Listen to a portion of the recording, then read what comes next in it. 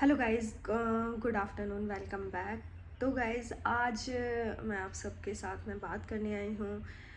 एक आप सबको, जैसे कि बहुत सारे लोग अभी नए हैं तो उनको नहीं पता होगा कि मेरी लाइफ में भी बहुत सारी प्रॉब्लम्स हैं। तो गाइस कहते हैं ना, कर्मों का फल इसी जन्म में मिल जाता है। तो मैंने देखो हर चीज़ को छोड़ दिया था, बस मैं मेहनत करने में लगी हुई हूँ और आगे इतनी ज़्यादा मेहनत करना चाहती हूँ कि मैं हर एक उस इंसान को मोटिवेट कर सकूँ जो जिसको लगता है कि लाइफ ख़त्म है। मेरी लाइफ में भी कभी कभी इतनी ज़्यादा प्रॉब्लम्स आती हैं कि टूट जाती हूँ और सोचती हूँ कि ख़त्म है अब। मैं सोचती हूँ नहीं नेहा, अभी तो शुरुआत है और लड़ना है प्रॉब्लम्स से और आगे बढ़ना है। तो हाँ गाइज, मैं बात कर रही थी कर्मों के फल की। हाँ, कर्मों का फल मिलता है और इसी जन्म में मिलता है। आज एक एग्जांपल आपको देती हूँ। तो गाइज आज मुझे ये न्यूज़ सुबह ही सुबह मिली है और पता नहीं कि इस न्यूज़ को देख के, क्योंकि किसी इंसान के जाने से हमें खुशी तो नहीं होती ऑफ कोर्स, पर आज एक न्यूज़ मिली है। इसमें वो अपोजिट दिख रहा है, मैं पढ़ के बता देती हूँ और आपको दिखा देती हूँ। रिश्वत लेने वाले आरोपी दरोगा की बीमारी से मौत हो गई। चंद पैसों के लिए वो बिक गए। आज अगर वो एक अच्छे इंसान रहे होते तो क्या उनके इस तरीके से नहीं छपा होता न्यूज़पेपर में। मैं इनके बारे में क्यों बात कर रही हूँ दरोगा जी के, तो वो मैं बताती हूँ। जब मेरा केस स्टार्ट हुआ था तो कई आईओ आए और सब ने यही बोला कि मैं सही हूँ। ये आईओ आए जो कि मेरे से कभी मिले भी नहीं थे।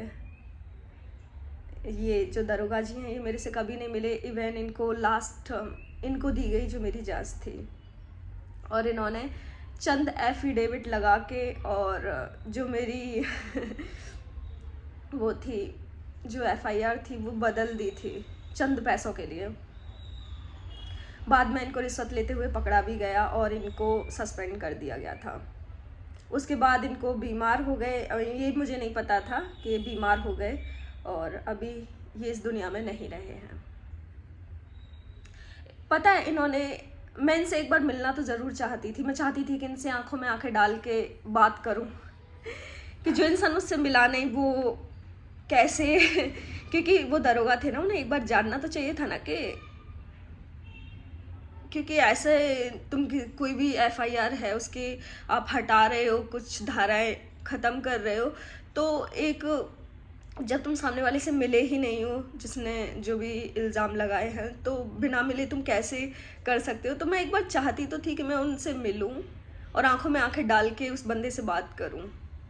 पर देखो भगवान ने, देखो मैं तो सच बताऊं ना, मैं इस चीज़ पे थी कि भगवान से बस एक ही प्रे करती थी कि जो भी करना अच्छा करना। और मैं हर चीज़ को छोड़ चुकी हूँ ऊपर वाले के हाथ में और उस पर भरोसा है, धीरे धीरे करेगा वो और सब सही करेगा।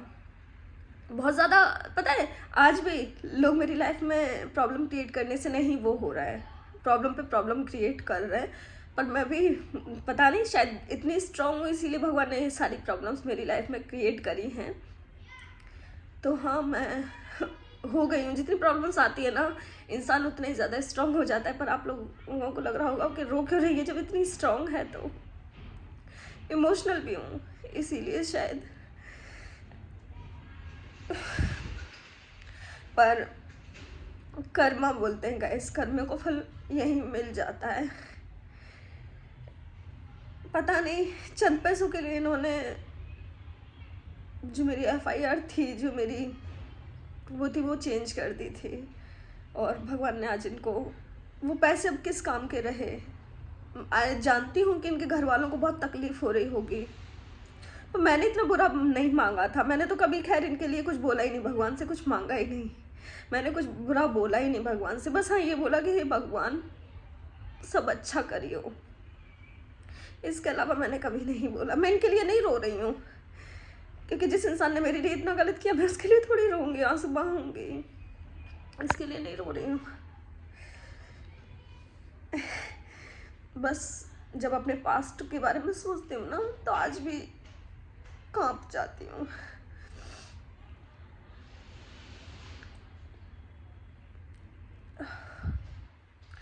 पर हाँ, इतना भरोसा है कि वो है और वो सब सही करेगा।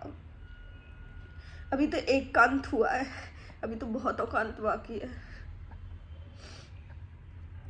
पर मैम मुझे नहीं पता था कि इतना बुरा अंत होने वाला है। काश के अगर देखना कितना अजीब, इनके घर वालों को पढ़ने में भी बड़ा अजीब लग रहा होगा। अगर एक अच्छे इंसान रहे होते तो आज इनका अगर बेटा हो, मैं नहीं जानती इनकी फैमिली में कौन है, बेटा होता, वाइफ होती, वो खुश होते। अगर कुछ अच्छा कि दरोगा जी की बीमारी से मौत होगी, ऐसे करके लिखा रिश्वत लेने वाले दरोगा जी। तो बहुत ही ज़्यादा अजीब है ये न्यूज़, मुझसे रिलेटेड इसीलिए क्योंकि ये मेरे जो केस है उसमें ये इन्वेस्टिगेशन इनके हाथ में लास्ट में आई थी। इन्होंने कोई इन्वेस्टिगेशन नहीं करी थी, चंद एफिडेविट लगा के इवन उन्हीं के जो वर्कर्स हैं उनके एफिडेविट लगा के, उनके जो फ्रेंड्स हैं उनके एफिडेविट लगा के और कर दिया था कि कुछ धाराएं हटा दी थी। पर कोई नहीं, वो है ना, वो सब सही करेगा, मुझे भरोसा है उस पर। हिम्मत नहीं हारूंगी, बस स्ट्रांगली खड़ी रहूंगी। ऐसा नहीं, प्रॉब्लम्स इतनी प्रॉब्लम्स है कि कभी कभी मैं थक जाती हूँ, पर नहीं, थकना थोड़ी है, आगे बढ़ना है। हाथ कांप रहा है मेरे, इसीलिए फ़ोन हिल रहा है। सो बाय। अगर आपकी लाइफ में भी प्रॉब्लम्स हैं तो अगर आप सही हैं तो घबराओ मत और थको नहीं, बस आगे बढ़ते रहो और हिम्मत रखो, सब अच्छा होगा। वो है ना, और विश्वास रखना उसका कि वो आपके साथ, अगर आप सही हैं तो वो आपके साथ गलत नहीं करेगा। मैं ऐसी हूँ यार, मैंने कभी किसी के लिए गलत नहीं किया है, नहीं सोचा मैंने, इवन मैं आज भी नहीं सोचती। बस हाँ, उससे ये ज़रूर कहती हूँ कि अब तकलीफ देना बंद कर दे। मैं भी कभी कभी थक जाती हूँ।